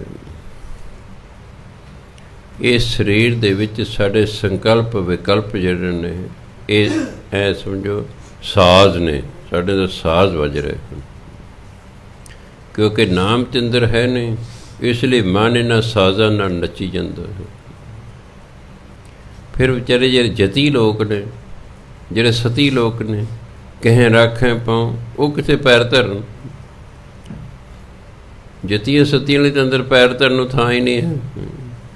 ਅੰਦਰ ਤੇ ਡਾਂਸ ਹੋ ਰਿਹਾ, ਅੰਦਰ ਤੇ ਗਾਇਆ ਜਾ ਰਿਹਾ, ਅੰਦਰ ਤੇ ਸੰਸਾਰ ਹੈ। ਨਾਨਕ ਨਾਮ ਵਿਟਹੁ ਕੁਰਬਾਨ। ਕਹਿੰਦੇ ਪਰਮਾਤਮਾ ਦੇ ਨਾਮ ਤੋਂ, ਵਿਟਹੁ ਹੁੰਦਾ ਤਾਂ, ਤੋਂ ਪਰਮਾਤਮਾ ਦੇ ਨਾਮ ਤੋਂ ਕੁਰਬਾਨ ਹੋਣਾ ਚਾਹੀਦਾ ਹੈ। ਅੰਧੀ ਦੁਨੀਆ ਸਾਹਿਬ ਜਾਨ। ਸੰਸਾਰ ਦੇ ਅੰਨਾ ਹੈ, ਅੰਨੇ ਤੋਂ ਪਵੇ ਅਗਿਆਨੀ। ਸੰਸਾਰ ਦੁਨੀਆ ਤੇ ਅਗਿਆਨੀ ਹੈ। ਦੁਨੀਆ ਜਿਹੜਾ ਸ਼ਬਦ ਹੈ ਫਾਰਸੀ ਦਾ ਹੈ, ਅਤੇ ਫਾਰਸੀ ਦੇ ਵਿੱਚ ਆੜੇ ਨੂੰ ਕਰਨਾ ਹੁੰਦਾ, ਬਿੰਦੀ ਨਹੀਂ ਹੁੰਦੀ। ਦੁਨੀਆ ਬੋਲਿਆ ਦੁਨੀਆ ਜਾਂਦਾ, ਕਿਉਂਕਿ ਨੰਨਾ ਆ ਗਿਆ ਨਾ। ਨੰਨੇ ਤੋਂ ਅਗਲੇ ਅੱਖਰ ਨੂੰ ਜੇ ਕੰਨਾ ਲੱਗਾ ਹੋਇਆ ਹੈ ਜਾਂ ਦਲਾਵਾਂ ਲੱਗੀਆਂ ਹੋਈਆਂ ਤਾਂ ਉਹ ਬਿੰਦੀ ਨਾਲ ਬੋਲੀ ਜਾਂਦੀ ਹੈ, ਉਹ ਬਿੰਦੀ ਨਾਲ ਬੋਲੀ ਜਾਂਦੀ। ਇਸ ਲਈ ਆਪਣੇ ਆਪ ਹੀ ਇਹਦਾ ਉਚਾਰਨ ਹੈ ਦੁਨੀਆ। ਪਰ ਅੱਜ ਕੱਲ੍ਹ ਆਪਾਂ ਪੰਜਾਬੀ 'ਚ ਆੜੇ ਨੂੰ ਕੰਨਾ ਬਿੰਦੀ ਲਾ ਦੇਣਾ, ਦੁਨੀਆ ਉਹਨੂੰ ਪੰਜਾਬੀ ਦਾ ਬਣਾਤਾ ਹੈ। ਅਸਲ ਇਸ ਪਹਿਲੇ ਜਿਹੜੇ ਫਾਰਸੀ ਦੇ ਆ, ਦੁਨੀਆ ਫਾਰਸੀ ਦਾ ਸ਼ਬਦ ਹੈ। ਅੰਧੀ ਦੁਨੀਆ ਸਾਹਿਬ ਜਾਣ, ਜਾਣ ਮੈਨੇ ਜਾਣੀ ਜਾਣ। ਇਹ ਸੰਸਾਰ 'ਤੇ ਅਗਿਆਨੀ ਹੈ, ਪਰਮਾਤਮਾ 'ਤੇ ਜਾਣੀ ਜਾਣ ਹੈ। ਇਸ ਲਈ ਕਹਿੰਦੇ ਮੈਂ ਉਹਦੇ ਨਾਮ ਤੋਂ ਬਰਿਹਾਰ ਜਾਂਦਾ। ਹੁਣ ਦੱਸ ਰਹੇ ਸਨ ਕਿ ਜਿਹੜੀ ਕਲਯੁਗ ਦਾ ਕੀ ਪ੍ਰਭਾਵ ਹੈ। ਗੁਰ ਪਾਸੋਂ ਫਿਰ ਚੇਲਾ ਖਾਏ। ਪਹਿਲਾਂ ਤਾਂ ਚੇਲੇ ਗੁਰੂ ਲਈ ਲਿਆਇਆ ਕਰਦੇ ਸਨ, ਹੁਣ ਚੇਲੇ ਗੁਰੂ ਤੋਂ ਖਾ ਰਹੇ। ਪਹਿਲਾਂ ਚੇਲੇ ਗੁਰੂ ਨੂੰ ਖਵਾਇਆ ਕਰਦੇ ਸਨ। ਪੁਰਾਣੇ ਜ਼ਮਾਨੇ ਰਾਜੇ ਮਹਾਰਾਜੇ ਸਾਧੂਆਂ ਲਈ ਖਾਣ ਪੀਣ ਦਾ ਸਾਰਾ ਪ੍ਰਬੰਧ ਕਰਦੇ ਸਨ। ਸਾਧੂ ਦੇ ਡੇਰਿਆਂ 'ਤੇ ਰਾਜੇ ਮਹਾਰਾਜੇ ਸਾਰੀ ਰਸਦ ਭੇਜਿਆ ਕਰਦੇ ਸਨ ਕਿ ਤਾਂ ਜੋ ਇਹਨਾਂ ਨੂੰ ਮੰਗ ਕੇ ਨਾ ਖਾਣਾ ਪਵੇ। ਸਿੱਖ ਧਰਮ 'ਤੇ ਉਂਝੀ ਮੰਗਣ ਦੇ ਵਿਰੁੱਧ ਹੈ। ਸਿੱਖ ਧਰਮ 'ਚ ਮੰਗਣਾ ਮਨਾ, ਦਸਾਂ ਨੂੰ ਤੇ ਕਿਰਤ ਕਰਕੇ ਖਾਣਾ। ਪਰ ਦੂਜੀਆਂ ਕੌਮਾਂ ਨੂੰ ਵੇਖ ਕੇ ਬਹੁਤ ਸਾਰੇ ਸਿੱਖ ਵੀ ਮੰਗਤੇ ਹੋ ਗਏ ਹਨ। ਸ਼ਕਲ ਸੂਰਤ ਤੋਂ ਸਿੱਖ ਲੱਗਦੇ ਨੇ, ਉਂਝ ਮੰਗਤੇ ਨੇ। ਬੜਾ ਦੁੱਖ ਹੁੰਦਾ ਹੈ। ਇਹਦਾ ਮਤਲਬ ਗੁਰੂ ਨਾਨਕ ਦੇ ਸਿੱਖ ਹੀ ਨਹੀਂ। ਇਹਨਾਂ 'ਚ ਜ਼ਰੂਰ ਕੋਈ ਐਬ ਹੈ ਜਿਸ ਕਰਕੇ ਮੰਗ ਰਹੇ ਹਨ, ਜਾਂ ਇਹ ਕੰਮ ਚੋਰ ਨੇ ਵੀ ਕਿਹੜਾ ਕੰਮ ਕਰੇਗਾ, ਮੰਗ ਕੇ ਕਰ। ਅਤੇ ਅੱਜ ਦੇ ਮੰਗਤਿਆਂ ਤਾਂ ਆਕੜ ਹੀ ਬੜੀ ਹੈ। ਉਹ ਥੋੜ੍ਹੇ 1-2 ਰੁਪਏ ਦੇ ਲੈਂਦੇ ਹੀ ਨਹੀਂ ਹੈਗੇ। ਕਈ ਸਾਲ ਪਹਿਲਾਂ ਟ੍ਰਿਬਿਊਨ ਵਾਲਾ ਅੰਮ੍ਰਿਤਸਰ ਜਿਹੜਾ ਸ਼ਹੀਦਾਂ ਦਾ ਗੁਰਦੁਆਰਾ ਹੈ, ਉੱਥੇ ਮੰਗਤਿਆਂ ਦੀ ਇੰਟਰਵਿਊ ਲਈ ਉਹਨੇ।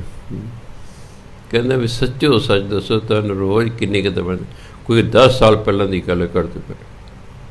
ਉਹ ਕਹਿੰਦੇ ਸਾਨੂੰ ਤਕਰੀਬਨ 500 ਰੁਪਈਆ ਬਣ ਜਾਂਦਾ, ਕੱਪੜੇ ਵਾਧੂ ਦੇ। ਅਸੀਂ ਉੱਥੇ ਬੈਠੇ ਰਹਿੰਦੇ ਹਾਂ। ਕਦੇ ਅਮੀਰ ਆਉਂਦੇ ਨੇ, ਉਹ ਆਪਣੇ ਪਾਪਾਂ ਤੋਂ ਡਰਦੇ ਹੋਏ ਸਾਨੂੰ ਦੇ ਜਾਂਦੇ। ਨਾਲੇ ਵੀ ਕਹਿੰਦੇ ਸਾਡੇ ਤੇ ਤਰਸ ਨਹੀਂ ਕਰਦੇ ਹੈਗੇ, ਆਪਣੇ ਪਾਪਾਂ ਤੋਂ ਡਰਦੇ ਹੋਏ ਪੁੰਨਦਾਨ ਕਰਦੇ ਹਨ। ਮੰਗਤੇ ਨੂੰ ਵੀ ਪਤਾ ਹੈ ਇਹ ਸਾਨੂੰ ਕਿਉਂ ਦੇ ਰਹੇ ਨੇ। ਸ਼ਨੀਵਾਰ ਨੂੰ ਦਿੰਦੇ ਹੋ ਕਿ ਤੁਸੀਂ ਮੰਗਦੇ ਹੋ? ਹੈ ਜੀ। ਉਹ ਕਹਿੰਦਾ ਮਾਈ ਦੇ ਤੇਲ ਦੀ ਪਲੀ ਤੇਰੀ ਕੁੱਲ ਬਲਾ ਟਲੀ। ਅੱਛਾ, ਇਹਦਾ ਮਤਲਬ ਸਾਰੀ ਬਲਾ ਤੇ ਉਹਦੇ ਡਕਾਉਂਤ ਤੇ ਆ ਪਈ ਹੈ। ਸਾਨੂੰ ਤਾਂ 3 ਸਾਲ ਕੁਛ ਹੋਇਆ ਨਹੀਂ, ਸਭ ਖੂਬ ਤੇਲ ਸਿਰਾਂ ਨੂੰ ਵੀ ਲਾਇਆ ਅਤੇ ਦੀਵਿਆਂ 'ਚ ਜਗਾਇਆ। ਹੁਣ ਤਾਂ ਕੁਛ ਨਹੀਂ ਹੋਇਆ। ਕਹਿੰਦੀ ਬਲਾ ਸਾਨੂੰ ਨਹੀਂ ਚੰਬੜੀ। ਅਤੇ ਜਦੋਂ ਫਿਰ ਤੁਹਾਡੀ ਲੱਥੀ ਕਿੱਥੋਂ? ਜੇ ਲੱਥ ਦੀ ਤਾਂ ਕਿਸੇ ਨੂੰ ਚੰਬੜਦੀ ਕਿ ਨਹੀਂ ਬਲਾ।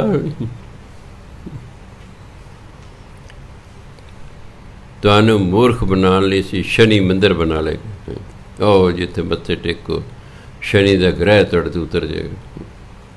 ਪੰਡਤਾਂ ਕੋਲ ਚਲੇ ਜਾਓ, ਕਹਿੰਦੇ ਤੁਹਾਡੇ ਸ਼ਨੀ ਦਾ ਗ੍ਰਹਿ ਜੀ, ਸਾਡੇ ਤੋਂ ਜਾਪ ਕਰਵਾਓ। ਜਾਪ ਕਰਵਾ ਲਿਆ, ਉਹੀ ਜਨਮ ਪੱਤਰੀ ਫਿਰ ਦੂਜੇ ਪੰਡਤ ਕੋਲ ਲਿਆ, ਉਹ ਤੁਹਾਡੇ ਤੇ ਸ਼ਨੀ ਦਾ ਗ੍ਰਹਿ ਜੀ। ਉਹ ਪੱਤਰੀ ਤਾਂ ਬੋਲੀ ਜਾਣਾ, ਪੱਤਰੀ ਨੇ ਤਾਂ ਬੋਲੀ ਹੀ ਜਾਣਾ। ਬੰਦਾ ਨਾਮ ਨਹੀਂ ਜਪਦਾ, ਗ੍ਰਹਿਾਂ ਦੇ ਚੱਕਰ 'ਚ। ਬਸ ਸਿੱਖਾਂ ਨੂੰ ਦੇਖੇ ਪੰਡਤਾਂ ਕੋਲ ਜਾਂਦੇ, ਪੱਤਰੀਏ ਬਣਾਉਂਦੇ, ਜਨਮ ਪੱਤਰੀ। ਪੰਡਤ ਜਨਮ ਪੱਤਰੀ ਬਣਾ, ਫਿਰ ਉਹਦੇ ਵਕਤ 'ਚ ਪੜ੍ਹ ਰਹਿੰਦੇ ਨੇ। ਫਿਰ ਮੇਰੇ ਕੋਲ ਆਉਣਗੇ ਜੀ, ਇਹ ਸਾਡੇ ਮੁੰਡੇ 'ਤੇ ਜੀ ਗੰਢ ਮੂਲ ਹੈ ਜੀ, ਇਹ ਸਾਡੀ ਕੁੜੀ 'ਚ ਮੰਗਲੀਕ ਹੈ ਜੀ। ਮੈਂ ਠੀਕ ਹੈ, ਲੈ ਤਾਂ ਦੂਰ ਕਰ ਦੇ, ਕਿਹੜੀ ਗੱਲ ਹੈ? ਜੇ ਤੈਨੂੰ ਮੰਗਲੀਕ ਦਾ ਹੀ ਚੱਕਰ ਹੈ, ਪਰ ਦੂਰ ਕਰਦੇ ਪਾੜ ਦੇਣਾ, ਮੰਗਲੀਕ ਦਾ ਸਿਰ ਦੂਰ ਹੋ ਜਾਣਾ। ਹੋਰ ਉੱਥੇ ਕੀ ਹੈ? ਪੰਡਤ ਕੋਲੇ ਜਾਓਗੇ, ਚਾਹੇ 20 ਕੋਲੇ ਚਲੇ ਜਾਓਗੇ, ਉਹਨੇ ਇਹੀ ਕਹੀ ਜਾਂਦਾ ਤੁਹਾਡੀ ਕੁੜੀ ਮੰਗਲੀਕ ਹੈ। ਕਿਉਂ? ਪੱਤਰੀ ਤਾਂ ਬਦਲਣੀ ਕੋਈ ਨਹੀਂ।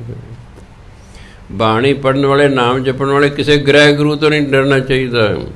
ਗ੍ਰਹਿ ਨਿਵਾਰੇ ਸਤਿਗੁਰੂ ਦੇ ਆਪਣਾ ਨਾਮ। ਪੰਚਮ ਪਾਤਸ਼ਾਹ ਕਹਿੰਦੇ ਆਪਣੇ ਨਾਮ ਦੀ ਦਾਤ ਦੇ ਗੁਰੂ ਨੇ ਸਾਰੇ ਗ੍ਰਹਿ ਦੂਰ ਕਰਤੇ।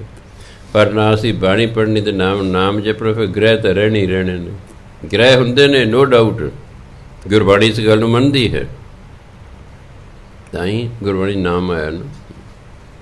ਗ੍ਰਹਿ ਹੁੰਦੇ ਨੇ, ਪਰ ਜਿਹੜਾ ਬਾਣੀ ਪੜ੍ਹਦਾ ਨੇ ਨਾਮ ਜੋ ਗ੍ਰਹਿ ਆਪਣੇ ਆਪ ਹੀ ਉਹਦੇ ਖਤਮ ਹੋ ਜਾਂਦੇ ਨੇ ਬਸ। ਅਤੇ ਨਹੀਂ ਤਾਂ ਫਿਰ ਤੁਸੀਂ ਇਹਨਾਂ ਕੋਲ ਫਿਰੀ ਜਾਓਗੇ। ਅਤੇ ਜਿਵੇਂ ਜਿਹੜਾ ਬਾਹਰ ਭੇਜਣਾ ਹੈ, ਇੱਕ ਮੁੰਡੇ ਨੂੰ ਪੁੱਛਿਆ ਮੈਂ ਆਪਣੇ ਰਿਸ਼ਤੇਦਾਰ ਅਮਰੀਕਾ ਭੇਜਣੇ, ਕਿੰਨੇ ਕੁ ਪੈਸੇ ਲਓਗੇ? ਕਿ ਤੁਹਾਡੇ ਤੋਂ ਕੀ ਲੈਣਾ ਜੀ, 20,000 'ਚ ਭੇਜ ਦਿਆਂਗੇ ਬਾਹਰ। ਮੈਂ ਹੋਰ ਕਹਿੰਦੇ 40 ਲੱਖ 45 ਲੱਖ, ਜਿੱਥੇ ਕੋਈ ਟਿਕ ਗਿਆ ਬਸ ਉੱਥੇ ਟਿਕਾ ਲੈਣਾ। ਤੁਹਾਡਾ ਮੁੰਡਾ ਤੂੰ ਉਸ ਤੋਂ ਮੈਂ ਕੀ ਲੈਣਾ ਜੀ? ਜਿਹੜਾ ਅਸਲੀ ਖਰਚਾ 20-30 ਹਜ਼ਾਰ ਰੁਪਏ ਉਹ ਦੇ ਦਿਓ ਬਸ, ਹੋਰ ਉੱਥੇ ਕੀ। ਤੁਹਾਡੀ ਇਹ ਮਜਬੂਰੀ ਦਾ, ਤੁਹਾਡੀ ਮੂਰਖਤਾ ਦਾ ਨਜਾਇਜ਼ ਲਾਭ ਉਠਾਉਂਦੇ। ਨਹੀਂ ਤਾਂ ਕਹਿੰਦਾ ਜੀ ਬਾਬਾ ਜੀ ਘੱਟ ਤੋਂ ਘੱਟ 5 ਲੱਖ ਤਾਂ ਲੱਗੂਗਾ, ਚਲੋ ਤੁਹਾਡੇ ਕਰਕੇ ਇੰਨਾ ਹੈ, ਬਾਕੀ ਤਾਂ ਅਸੀਂ ਜ਼ਿਆਦਾ। ਉਹ ਕਹਿੰਦੇ ਕੋਈ ਨਹੀਂ ਜੀ, ਥੋੜ੍ਹੇ ਪੈਸੇ ਲੱਗਦੇ ਹੁੰਦੇ ਨੇ ਜੀ, ਅਪਲਾਈ ਹੀ ਕਰਨਾ ਹੁੰਦਾ, ਹੋਰ ਕੀ ਉੱਥੇ ਉਹ 'ਤੇ ਕਿੰਨਾ ਖਰਚਾ ਹੁੰਦਾ। ਖੈਰ, ਗੁਰੂ ਪਾਸੋਂ ਫਿਰ ਚੇਲਾ ਖਾਏ। ਕਲਯੁੱਗ ਦੇ ਵਿੱਚ ਚੇਲਾ ਗੁਰੂ ਤੋਂ ਖਾ ਰਿਹਾ ਹੈ। ਤਾਮ ਪ੍ਰੀਤ ਵਸੈ ਘਰ ਆਏ। ਇਹ ਪਿਆਰ ਇਸ ਲਈ ਹੈ ਕਿ ਤੂੰ ਮੇਰੇ ਘਰ 'ਚ ਆ ਕੇ ਬਸ, ਮੇਰਾ ਕੰਮ ਧੰਦਾ ਕਰ। ਤਾਮ ਹੁੰਦਾ ਓਨਾ ਚਿਰ, ਜਾਮ ਹੁੰਦਾ ਜਿੰਨਾ ਚਿਰ, ਤਾਮ ਓਨਾ ਚਿਰ ਜਿੰਨੇ ਜੇ ਘਰ 'ਚ ਵਸਦਾ ਹੈ। ਠੀਕ ਹੈ, ਪਿਆਰ ਹੈ, ਨਹੀਂ ਤਾਂ ਕੋਈ ਪਿਆਰ ਨਹੀਂ। ਖਾਣ ਪੀਣ ਨੂੰ ਮਿਲ ਰਿਹਾ ਪਿਆਰ ਹੈ, ਨਹੀਂ ਤੇ ਤੂੰ ਕੌਣ ਮੈਂ ਕੌਣ। ਜੇ 100 ਵਰਿਆਂ ਜੀਵਨ ਖਾਣ, ਖਸਮ ਪਛਾਣੈ ਸੋ ਦਿਨ ਪ੍ਰਵਾਨ। ਵਰਾ ਸਾਲ ਨੂੰ ਕਹਿੰਦੇ ਨੇ। ਜੇ ਕੋਈ ਬੰਦਾ 100 ਸਾਲ ਵੀ ਖਾਂਦਾ ਪੀਂਦਾ ਰਹੇ, ਉਹ ਕੋਈ ਮਿਹਣੇ ਨਹੀਂ ਰੱਖਦਾ ਹੈ। ਸਿਰਫ ਉਹੀ ਦਿਨ ਮਿਹਣੇ ਰੱਖਦਾ ਜਦੋਂ ਪਰਮਾਤਮਾ ਨੂੰ ਤੁਸੀਂ ਪਛਾਣ ਲਿਆ, ਭਾਵ ਉਹਦਾ ਨਾਮ ਜਪਿਆ। ਜਿਸ ਦਿਨ ਤੁਸੀਂ ਪਰਮਾਤਮਾ ਦਾ ਨਾਮ ਜਪਿਆ, ਸਿਰਫ ਉਹੀ ਦਿਨ ਪ੍ਰਵਾਨ ਹੈ। ਬਾਕੀ ਜਿਹੜਾ ਖਾ ਪੀ ਕੇ ਗੁਜ਼ਾਰਤਾ ਉਹ ਤਾਂ ਪ੍ਰਵਾਨ ਹੀ ਨਹੀਂ ਹੈ, ਉਹ ਤਾਂ ਪਰਮਾਤਮਾ ਦੀ ਨਜ਼ਰਾਂ 'ਚ ਪ੍ਰਵਾਨ ਹੀ ਨਹੀਂ। ਮਸਕੀਨ ਜੀ ਕਹਿੰਦੇ ਮੈਂ ਇੱਕ ਦੇਸ਼ 'ਚ ਗਿਆ, ਉੱਥੇ ਜਿਹੜੀਆਂ ਕਬਰਾਂ ਸਨ ਉਸ 'ਤੇ ਲਿਖਿਆ ਹੋਇਆ ਉਮਰ 5 ਸਾਲ, ਉਮਰ 3 ਸਾਲ, ਉਮਰ 2 ਸਾਲ। ਕਹਿੰਦੇ 11 ਸਾਲ ਤੋਂ ਵੱਧ ਉਮਰ ਹੀ ਕੋਈ ਨਹੀਂ ਸੀ ਲਿਖੀ ਹੋਈ।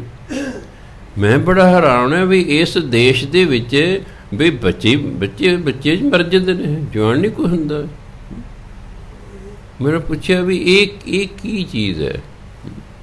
ਉਹ ਕਹਿੰਦੇ ਜੀ ਇਸ ਦੇਸ਼ ਦੇ ਜਿੰਨੇ ਸਾਲ ਤੁਸੀਂ ਨਾਮ ਜਪੇ ਬਸ ਉਹੀ ਤੁਹਾਡੀ ਉਮਰ, ਬਾਕੀ ਦੇ ਵਿਰਥ। ਅਤੇ ਬਾਕੀ ਦੇ ਵਿਰਥ 70 ਸਾਲ ਲਿਖਣ ਦਾ ਕੀ ਹੈ? ਤੁਸੀਂ ਨਾਮ ਹੀ 1.5 ਸਾਲ ਜਪਿਆ ਹੈ, ਬਸ ਤੁਹਾਡੀ ਉਮਰ 1.5 ਸਾਲ। ਬਸ ਸਾਡੀ ਉਹੀ ਉਮਰ ਲੇਖੇ 'ਚ ਹੈ ਜਿਹੜਾ ਅਸੀਂ ਨਾਮ ਜਪੇ, ਉਹੀ ਸਮਾਂ ਲੇਖੇ 'ਚ ਜਿਹੜਾ ਅਸੀਂ ਨਾਮ ਜਪੇ। ਬਾਕੀ ਤਾਂ ਐਵੇਂ ਨੇ, ਬਾਕੀ ਦਾ ਹਿਸਾਬ ਕਿਤਾਬ ਸਾਡੇ ਤੋਂ ਮੰਗਿਆ ਜਾਣਾ ਕਿ ਤੈਨੂੰ ਇੰਨੀ ਉਮਰ ਦਿੱਤੀ ਸੀ ਅਤੇ ਤੂੰ ਕਿਤੇ ਕੀ ਉੱਥੇ ਜਾ ਕੇ ਢਾਹ ਲਓ ਇਹਨੂੰ, ਜਮ ਰੱਖੇ ਹੋਏ ਨੇ, ਦੇ ਠੇਂਗਾ। ਫਿਰ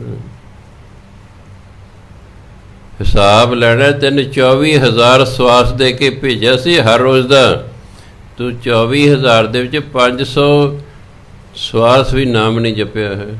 ਬਾਕੀ ਦਾ ਹਿਸਾਬ ਕਿਤਾਬ ਦੇ। ਅਸੀਂ ਕਰਜ਼ਾਈ ਹਾਂ ਪਰਮਾਤਮਾ ਦੇ, ਕਰਜ਼ੇ ਹੀ ਲੱਥ ਜੇ ਨਹੀਂ ਬਹੁਤ ਹੈ ਜ਼ਿੰਦਗੀ 'ਚ। ਹਾਂਜੀ, ਤੋ ਖਸਮ ਪਛਾਣੈ ਸੋ ਦਿਨ ਪ੍ਰਵਾਨ। ਉਹੀ ਦਿਨ ਪਰਮਾਤਮਾ ਦੀ ਨਜ਼ਰਾਂ 'ਚ ਪ੍ਰਵਾਨ ਹੈ ਜਿਸ ਦੇ ਤੁਸੀਂ ਪਰਮਾਤਮਾ ਦਾ ਨਾਮ ਜਪਿਆ।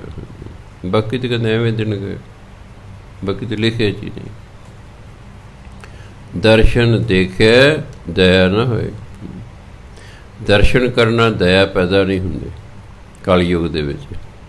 ਲੈ ਦਿੱਤੇ ਬਿਨ ਰਹੇ ਨਾ ਕੋਈ ਲਿਆਓ ਅਤੇ ਕੋਈ ਦਿਓ ਤਾਂ ਕੋਈ ਤੁਹਾਡੀ ਪੁੱਛ ਪੜਤਾਲ ਹੈ।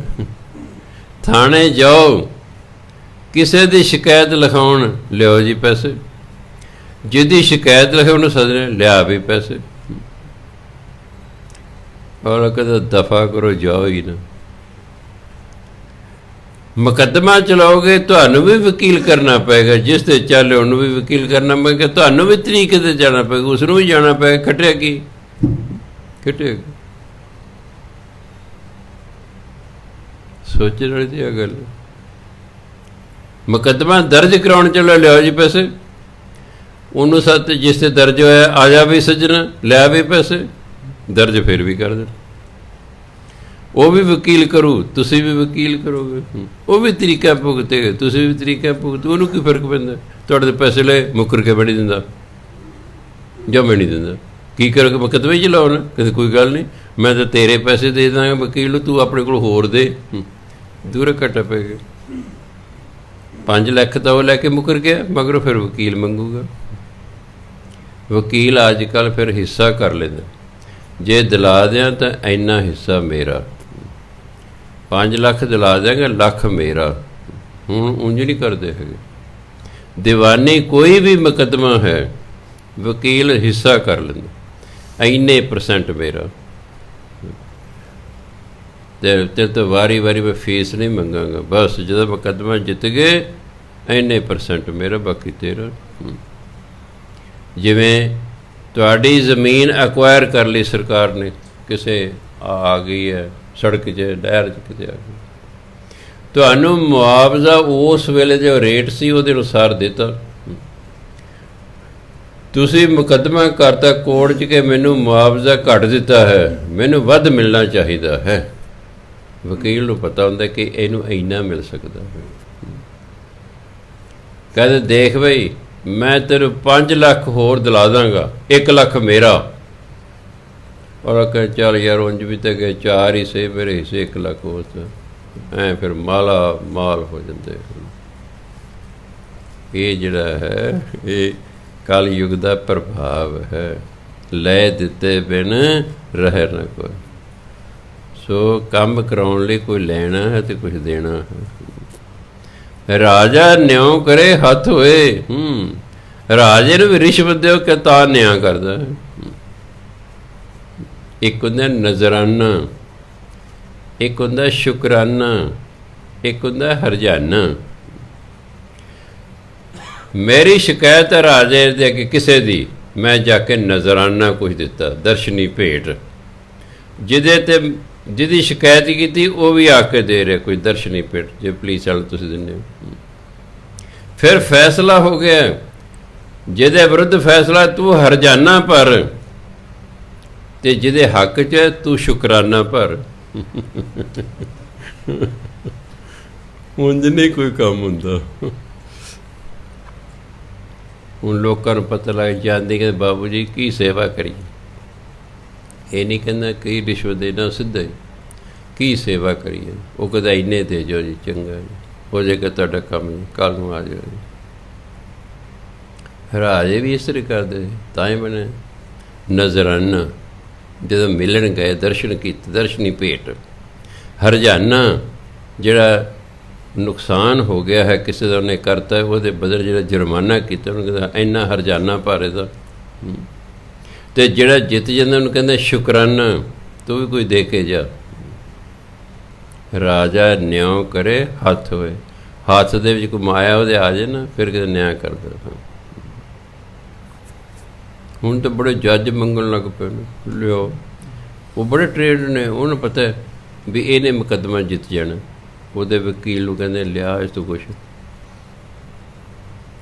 ਉਹ ਜਿਹੜਾ ਹਾਰ ਹੈ ਉਸ ਤੋਂ ਨਹੀਂ ਲੈਂਦੇ ਹੈਗੇ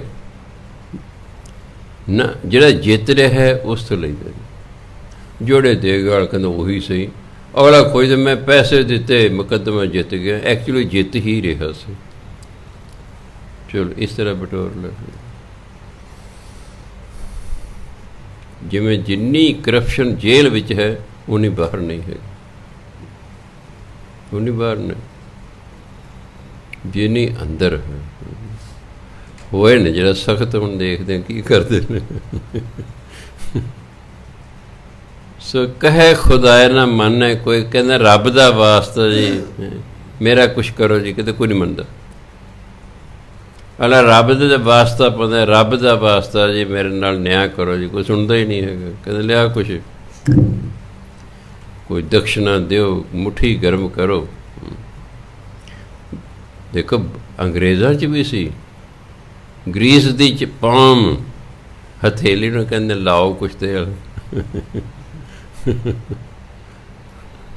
ਮੁੱਠੀ ਗਰਮ ਕਰੋ।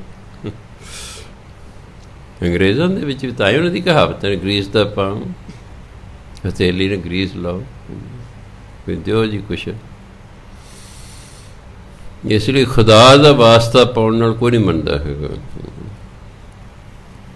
ਮਾਨਸ ਮੂਰਤ ਨਾਨਕ ਨਾਮ, ਕਹਿੰਦਾ ਦੇਖਣ ਨੂੰ ਇਹ ਮਾਨਸ ਹੈ, ਨਾਮ ਵੀ ਇਹਦਾ ਮਨੁੱਖ ਹੈ।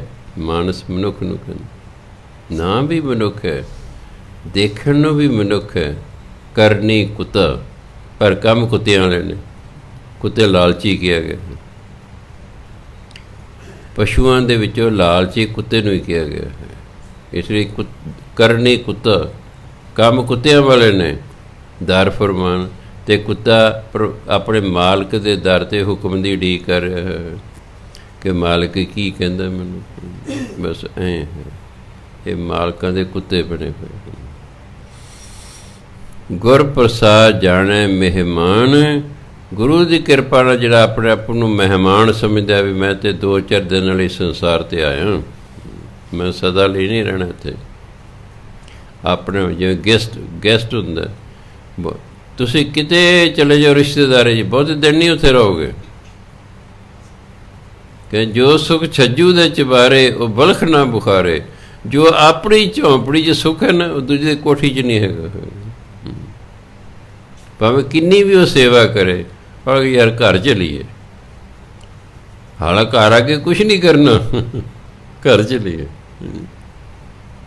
ਕਿਉਂਕਿ ਆਪਣੇ ਤਰੀਕੇ ਨਾਲ ਆਪਣੇ ਘਰ 'ਚ ਰਹਿਣਾ ਹੁੰਦਾ, ਦੂਜੇ ਦੇ ਘਰ 'ਚ ਦੂਜੇ ਦੇ ਤਰੀਕੇ ਨਾਲ ਰਹਿਣਾ ਪੈਂਦਾ। ਉੱਥੇ ਆਪਣੀ ਨਹੀਂ ਚੱਲਦੀ ਹੁੰਦੀ, ਅਤੇ ਨਾ ਹੀ ਉੱਥੇ ਚਲਾਉਣੀ ਚਾਹੀਦੀ ਆਪਣੀ। ਜਿਹੜਾ ਗੁਰੂ ਦੀ ਕਿਰਪਾ ਨਾਲ ਆਪਣੇ ਆਪ ਨੂੰ ਮਹਿਮਾਨ ਸਮਝਦਾ ਨਾ, ਤਾਂ ਕਿਛ ਦਰਗਾਹ ਪਾਵੈ ਮਾਨ, ਤਾਂ ਉਹਨੂੰ ਪਰਮਾਤਮਾ ਦਰਗਾਹ 'ਚ ਆਦਰ ਮਾਣ ਮਿਲਦਾ। ਕਿ ਇਹਨੇ ਸੰਸਾਰ 'ਚ ਆਪਣੇ ਨੂੰ ਮਹਿਮਾਨ ਸਮਝਿਆ, ਪੱਕੇ ਤੌਰ 'ਤੇ ਰਹਿਣਾ ਨਹੀਂ ਸਮਝਿਆ। ਅਤੇ ਇਹਨੇ ਮਹਿਮਾਨ ਰਹਿ ਕੇ ਨਾਮ ਜਪਿਆ, ਸਿਰਫ ਵੀ ਥੋੜ੍ਹੇ ਦਿਨਾਂ ਲਈ ਰਹਿਣਾ ਹੈ, ਨਾਮ ਜਪ ਲਓ। ਆਸਾ ਮਹਿਲਾ ਪਹਿਲਾ, ਜੇਤਾ ਸ਼ਬਦ ਸੁਰਤ ਤੁਨ ਤੇਤੀ, ਜੇਤਾ ਰੂਪ ਕਾਇਆ ਤੇਰੀ। ਹੇ ਪਰਮਾਤਮਾ, ਜਿੰਨਾ ਵੀ ਸ਼ਬਦ ਹੈ, ਤੇਰੀ ਜਿੰਨੀ ਆਵਾਜ਼ ਹੈ, ਤੇਰਾ ਜਿਹੜਾ ਨਾਮ ਹੈ, ਓਡੀ ਹੀ ਵੱਡੀ ਇਹਦੀ ਧੁਨੀ ਹੈ ਅਤੇ ਓਡੀ ਹੀ ਵੱਡੀ ਸੁਰਤ ਹੈ ਜਿਹੜੀ ਇਸ ਨਾਮ ਨੂੰ ਪਕੜਦੀ ਹੈ। ਜੇਤਾ ਰੂਪ ਕਾਇਆ ਤੇਰੀ, ਜਿੰਨਾ ਕੁਛ ਵੀ ਵਿਖਾਈ ਦੇ ਰਿਹਾ ਸਾਰਾ ਤੇਰਾ ਸਰੀਰ ਹੈ, ਕਿਉਂਕਿ ਅਸੀਂ ਪਰਮਾਤਮਾ ਤੋਂ ਅਲੱਗ ਨਹੀਂ ਹਾਂ। ਜਿਵੇਂ ਟਹਿਣੀਆਂ ਜਦ ਦਰਖਤ ਨਾਲ ਲੱਗੀਆਂ ਹੁੰਦੀਆਂ ਨੇ, ਉਹ ਦਰਖਤ ਦਾ ਹੀ ਹਿੱਸਾ ਹੁੰਦੀਆਂ ਨੇ। ਅਸੀਂ ਪਰਮਾਤਮਾ ਤੋਂ ਅਲੱਗ ਨਹੀਂ ਹਾਂ। ਜਿਵੇਂ ਦਰਖਤ ਬੀਜ ਹੈ, ਫਿਰ ਅੱਗੇ ਵਿੱਚੋਂ ਬੂਟਾ ਨਿਕਲਿਆ, ਫੈਲਦਾ ਗਿਆ, ਤਣਾ ਹੋ ਗਿਆ, ਫਿਰ ਵੱਡੇ ਵੱਡੇ ਟਾਹਣ ਹੋ ਗਏ, ਉਹ 'ਚ ਛੋਟੀਆਂ ਟਹਿਣੀਆਂ ਨਿਕਲੀਆਂ, ਉਹ 'ਚ ਪੱਤੇ ਹੋ ਗਏ, ਉਹ 'ਚ ਫੁੱਲ ਹੋ ਗਏ, ਉਹ 'ਚ ਫਲ ਹੋ ਗਏ। ਸਾਰੇ ਦਰਖਤ ਦਾ ਹੀ ਹਿੱਸਾ ਹਨ, ਦੇਖਣ ਨੂੰ ਅੱਡ ਅੱਡ ਨੇ। ਫੁੱਲ ਹੋਰ ਹੈ, ਫਲ ਹੋਰ ਹੈ, ਬੀਜ ਹੋਰ ਹੈ, ਤਣਾ ਹੋਰ ਹੈ, ਪਰ ਹੈ ਤੇ ਦਰਖਤ ਦਾ ਹਿੱਸਾ ਹੀ ਨਾ। ਇਸ ਲਈ ਅਸੀਂ ਪਰਮਾਤਮਾ ਤੋਂ ਅਲੱਗ ਨਹੀਂ ਹਾਂ। ਸੋ ਜੋ ਦ੍ਰਿਸ਼ਟਮਾਨ ਹੈ ਨਾ, ਉਹ ਕਾਇਆ ਤੇਰੀ, ਹੈ ਪਰਮਾਤਮਾ ਤੇਰਾ ਹੀ ਸਰੀਰ ਹੈ। ਤੂੰ ਆਪੇ ਰਸਨਾ, ਆਪੇ ਬਸਨਾ, ਅਵਰਨ ਦੂਜਾ ਕਹੂੰ ਮਾਈ। ਹੈ ਮਾਤਾ, ਅੱਗੇ ਪਰਮਾਤਮਾ ਨੂੰ ਕਹਿ ਰਹੇ, ਤੂੰ ਆਪ ਹੀ ਰਸਨਾ ਹੈ, ਜੀਵ ਹੈ, ਆਪੇ ਬਸਨਾ, ਆਪ ਹੀ ਜੀਵ 'ਤੇ ਵਸਦਾ ਹੈ, ਬੋਲਦਾ ਹੈ। ਰਸਨਾ ਵੀ ਤੂੰ, ਰਸਨਾ 'ਤੇ ਬੈਠ ਕੇ ਬੋਲਣ ਵਾਲਾ ਵੀ ਤੂੰ। ਅਵਰ ਨਾ ਦੂਜਾ ਕਹੂੰ ਮਾਏ। ਹੋਰ ਹੇ ਮਾਂ, ਮੈਂ ਪਰਮਾਤਮਾ ਬਿਨਾਂ ਦੂਜਾ ਕਿਸੇ ਨੂੰ ਗਿਣਦਾ ਹੀ ਨਹੀਂ ਹੈਗਾ, ਉਹੀ ਸਭ ਕੁਛ ਹੈ। ਸਾਹਿਬ ਮੇਰਾ ਏਕੋ ਹੈ, ਏਕੋ ਹੈ ਭਾਈ, ਏਕੋ ਹੈ। ਮੇਰਾ ਸਾਹਿਬ ਇੱਕੋ ਹੀ ਹੈ, ਇਹ ਭਾਈ ਉਹ ਇੱਕੋ ਹੀ ਹੈ। ਤਾਂ ਹੀ ਗੁਰੂਆਂ ਨੇ ਏਕਾ ਲਾਇਆ ਨਾ ਅੱਗੇ।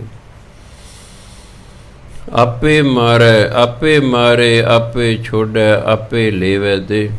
ਪਰਮਾਤਮਾ ਆਪ ਹੀ ਮਾਰਨ ਵਾਲਾ ਹੈ, ਆਪ ਹੀ ਛੱਡਣ ਵਾਲਾ ਹੈ, ਆਪ ਹੀ ਜਿੰਦ ਲੈਣ ਵਾਲਾ ਹੈ, ਆਪੇ ਹੀ ਜਿੰਦ ਦੇਣ ਵਾਲਾ ਹੈ।